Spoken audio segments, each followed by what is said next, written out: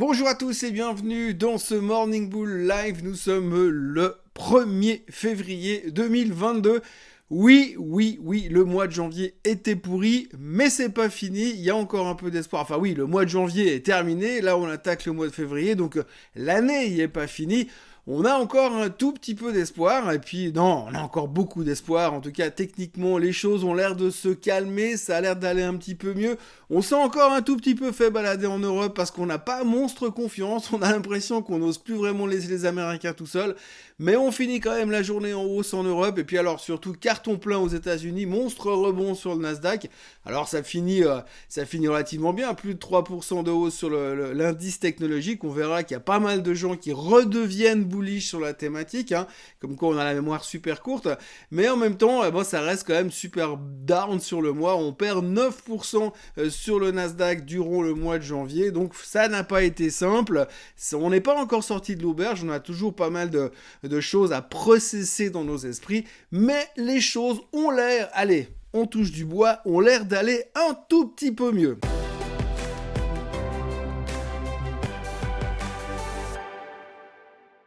Alors comme vous le voyez sur ce tableau, eh bien si vous regardez la troisième colonne, eh bien effectivement c'est les performances mensuelles. Alors c'était pas terrible, évidemment. Plus vous allez en direction de la tech, moins c'était bon. Et plus vous allez en direction des trucs défensifs, mieux ça allait. Et puis alors on va dire big up pour le pétrole qui fait un carton plus 17% au mois de janvier. Petit signe amical en direction de l'inflation. On n'a pas fini de rigoler au niveau du baril. Ça continue de monter. On va certainement aller chercher les 90 juste parce qu'on aime bien les chiffres ronds. Mais globalement, en fait, on voit que le pétrole a très bien tiré, que la techno était un peu has-been. Donc vraiment, on a aussi un move au niveau des equities sur le côté value. Ça se voit clairement pour l'instant. Les gens ont besoin d'être un petit peu plus confortables par rapport à leur portefeuille action en ce moment. Donc il y a un petit peu cette rotation de secteur qui continue. On le voit très bien, c'est clair que les cryptos en ont pris plein la figure et ça reste toujours pas simple pour le secteur des cryptos pour l'instant, mais enfin, il y a de l'espoir, hein, puisque je vous le disais l'autre jour, Madame Katie Wood pense que le Bitcoin va à 1 million. Bon d'accord en 2030, mais quand même d'ici là il y a une sacrée performance à faire. Enfin si vraiment on croit à Madame Katie Wood, j'ai envie d'acheter un Bitcoin maintenant, de me barrer à Tahiti, et puis on verra, je reviendrai en 2030 pour voir ce que ça donne. Parlons un petit peu psychologie des marchés. On vient de sortir d'une période où on a dû digérer, accepter le fait que finalement on passait d'une période de taux à zéro et d'une politique accommodante de la part des banques centrales à une politique un peu plus compliquée avec un envisageage de hausse des taux. Si on peut parler comme ça. Donc pour l'instant, on est un peu sur le canapé du psychiatre et puis on se pose des questions de savoir comment est-ce qu'on va le vivre, est-ce qu'on va bien le supporter. Et c'est un peu toute l'histoire de ce mois de janvier. Hein. C'est clairement lié à cet aspect, comment est-ce qu'on va vivre cette hausse des taux. On en a beaucoup parlé. Est-ce que l'inflation est réellement un problème? Est-ce que l'inflation va être gérée par la Fed? Est-ce que la Fed va faire correctement ses hausses de taux? Alors aujourd'hui, on est en train d'ingérer, d'accepter, d'admettre le fait simplement qu'on va rentrer dans une période un petit peu différente au niveau des taux et au niveau du marché. C'est pas une surprise. Bon, c'est clair que comme on a la mémoire d'un poisson rouge, on se souvient pas comment c'était les autres années, mais on a déjà vécu des périodes de hausse des taux, et aussi fou que ça puisse paraître, on est toujours vivant, et les choses se sont relativement bien passées. Donc aujourd'hui, on est en train d'intégrer cet effet de choc, comme quoi on va devoir supporter une hausse des taux, et puis plus on arrivera au bout de cette compréhension et de cette admission, et qu'on sortira du déni, et bien finalement, ça devrait peut-être, on espère, relativement bien se passer. En tous les cas, pour l'instant, on a encore eu un upgrade hier de la part de Citigroup qui annonçait que eux, ils pensaient qu'il y aurait 5 hausses des taux et non pas 4. Donc on parle quand même d'une hausse des taux totale sur 2022 entre 1,25 et 1,50. Ça dépendra à quelle fréquence et à quel rythme ils montent les taux. S'ils nous font un 0,50 d'entrée au mois de mars, forcément, on aura déjà fait un bon bout du chemin. Donc du coup, on a toute cette acceptation qui semble-t-il, est en train de rentrer dans les mœurs et que finalement, les investisseurs sont en train de l'admettre et finalement de pouvoir peut-être passer à autre chose qui sont les résultats excessivement bons de la part des big caps et aussi du fait que finalement on a déjà une grosse partie, mais une très grosse partie de la correction qui s'est produite à l'intérieur sans qu'on l'ait vraiment vu sur les grands indices. Alors pourquoi je vous dis ça? Eh bien parce que en fait on regarde beaucoup les grands indices principaux évidemment, et puis on se dit ouh là là, le Nasdaq il a corrigé de 9%, ou il est à 12% de baisse, donc on est en zone de correction. C'est vrai, on est en zone de correction. Ouh là là, le Russell 2000, il a corrigé de plus de 12%, donc il est où? Même de 20%, il est en bear market. C'est vrai, on est rentré en bear market, on est déjà ressorti, mais on était rentré en bear market sur le Russell 2000. C'était pas forcément une bonne nouvelle.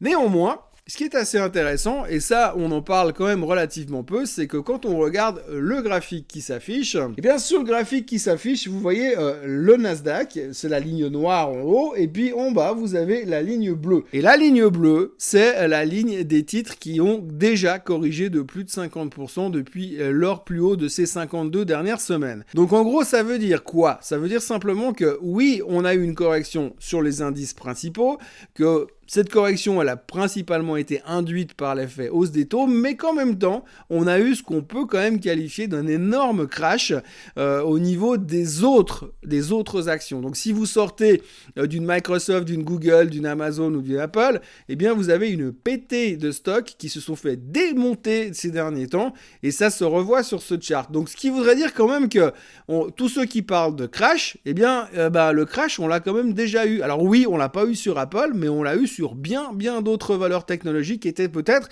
surévaluées, où il y a eu un engouement. Alors je vous passe les noms, mais je veux dire, si vous regardez une Robinhood, une Rivian, pour ne citer que, vous regardez aussi toutes les boîtes hyper technologiques qui sont arrivées ces derniers temps, eh bien elles se sont fait laminer. Regardez, le truc le plus simple à faire, c'est finalement de regarder ce que fait ARK Invest.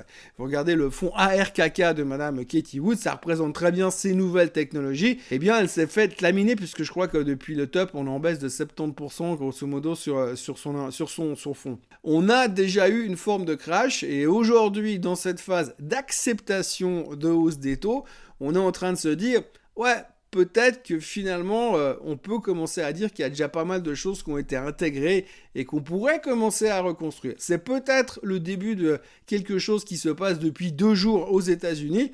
Alors aujourd'hui, ce matin, les futurs sont en baisse, donc forcément, on va être un petit peu plus timide en Europe. Mais il est vrai que globalement, on peut commencer à se dire qu'il y a déjà des choses qui se sont passées. Il y a déjà une forme de crash qui s'est produite, et que du coup peut-être maintenant on peut envisager la reconstruction. Et puisqu'on parle de reconstruction, eh bien Goldman Sachs a publié un rapport hier en disant que justement ce qui est assez intéressant à observer si on regarde les faits historiques, alors ça veut pas dire que ce qui s'est passé dans le passé ça va se reproduire plus tard, mais en tout cas dans un rapport de Goldman Sachs qui a été publié, ils disent quoi en gros? C'est que depuis 1928, donc depuis grosso modo 93 ans, eh bien 2/3 des années, on a eu une correction de plus de 10%. Et chaque fois qu'on a eu une correction de plus de 10% durant ces années, si vous avez acheté à moins 10% sur le S&P ou sur le Nasdaq, dans les 5 mois qui suivaient, vous avez une performance entre 10 et 15%. Donc un rebond massif, mais ceci pour autant que ce ne soit pas dans des années de récession. Donc si on est une économie qui n'est pas en récession, qu'on a une correction de 10% ou plus, ou entre 10 et 15%, normalement dans les 5 mois qui suivent, eh bien vous avez un rebond de 10 ou 15% également. Donc ça vaut la peine de racheter sur faiblesse. Maintenant c'est vrai qu'il faut avoir un horizon temps, puisque c'est vrai que nous on a tendance souvent à être un petit peu trop près du marché, puis à vouloir faire du trading, et à devenir riche très très vite, si possible la semaine prochaine.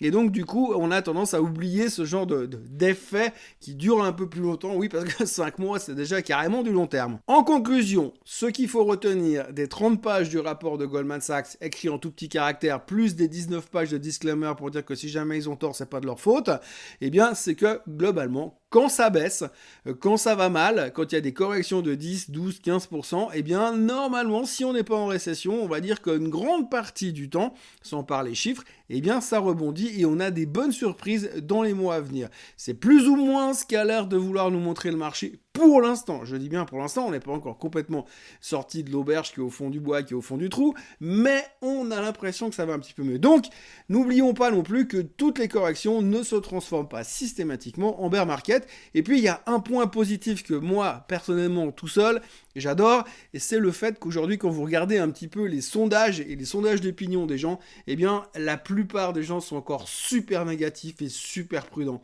Donc, en gros, quand tout le monde vous dit « Ah, c'est pas fini, moi j'attends le crash final », C'est peut-être justement parce qu'on est en train de redémarrer quelque chose. Alors je veux pas être trop positif parce que oui, c'est le symbole de ce que je suis fondamentalement, un boule, mais quand même j'ai un peu l'impression que là on a beaucoup de négativisme, on a touché des niveaux techniques importants.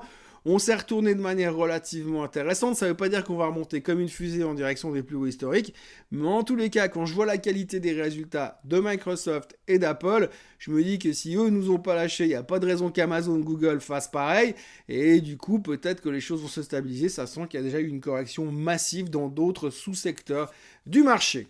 Et les petites histoires du jour, elles commencent aujourd'hui avec Netflix qui a repris pratiquement plus de 10% hier. Pourquoi ? Parce qu'un analyste a publié un rapport en disant que lui, il revenait sur Netflix, estimant qu'on n'avait rien compris à ce qui se passait à l'intérieur de la société. Alors oui, c'est vrai, la croissance des abonnés est en train de ralentir. C'est pas une surprise parce que c'est une boîte qui est en train de devenir mature. C'est clair que quand vous avez un abonnement Netflix, vous n'allez pas en reprendre un deuxième, vous n'avez pas vraiment besoin. Et donc par rapport à ça, c'est pas vraiment une surprise. Et l'analyste estime qu'on est juste en train de rater ce changement drastique de manière de regarder la télé qui va perdurer sur les années et qu'à ce niveau-là, c'est une super opportunité d'achat. Le titre a repris 10% et des poussières hier. L'autre de la journée, c'est Tesla. Alors Tesla, je vous l'avais dit la semaine dernière quand elle a tapé des niveaux assez critiques. J'ai dit c'est marrant parce que chaque fois qu'elle arrive à des niveaux où on a l'impression qu'elle va enfin se péter la gueule et qu'on a envie de se mettre short dessus, c'est là qu'il se passe un truc et qu'elle rebondit massivement. Eh bien, qu'est-ce qui s'est passé hier ? Il y a un analyste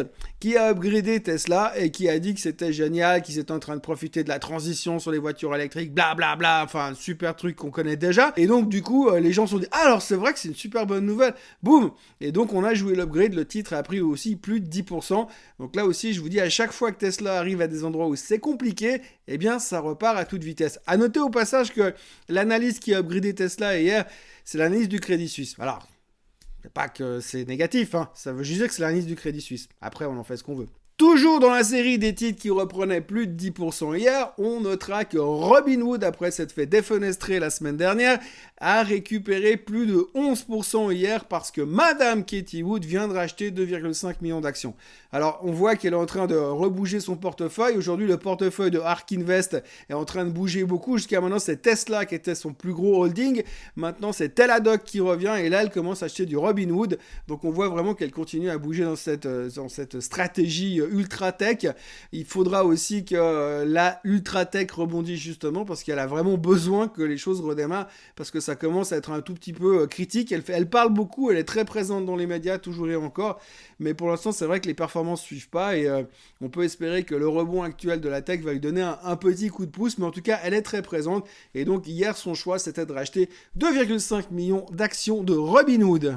On parle aussi Covid, pas beaucoup, hein, je vous rassure, hein, c'est vraiment le truc, on l'a mis de côté, le Covid ça n'intéresse plus personne, en tout cas pas au niveau des médias financiers, les médias classiques n'en parlent même plus, c'est marrant parce que quand vous regardez les informations le soir, avant on vous donnait tous les détails, maintenant on vous donne plus rien du tout, c'est plus que les dates de quand c'est que les choses se rouvrent, c'est plutôt positif, a priori, bien qu'il y ait encore plein de gens qui sont très très méfiants, mais par contre alors Pfizer a annoncé hier qu'ils allaient, donc leur vaccin pour les enfants de moins de 5 ans, donc entre 6 mois et 5 ans, serait prêt fin février et donc ils ont demandé une autorisation en urgence auprès de la FDA pour pouvoir vacciner au plus vite les enfants de 6 mois à 5 ans. Alors, je suis pas un spécialiste, mais j'ai un peu l'impression que ça sent les mecs qui veulent liquider les stocks avant que ce soit trop tard. Il faut vite vider un maximum de stocks, donc on va balancer ça au plus vite. Ça vraiment, c'est un petit peu le mouvement de panique de ce côté-là.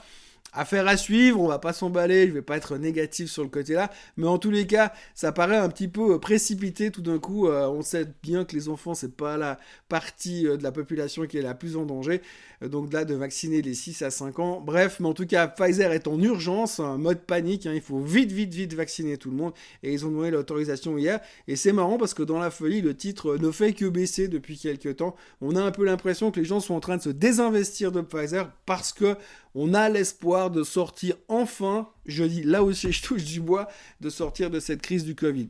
Espoir. Voilà, donc grosso modo, mis à part le fait que le pétrole est à ça de toucher les $90 tout prochainement, tout a l'air d'aller pour le mieux dans le meilleur des mondes pour l'instant. Les futurs sont légèrement plus faibles, la moitié de l'Asie est fermée pour cause de nouvel an chinois.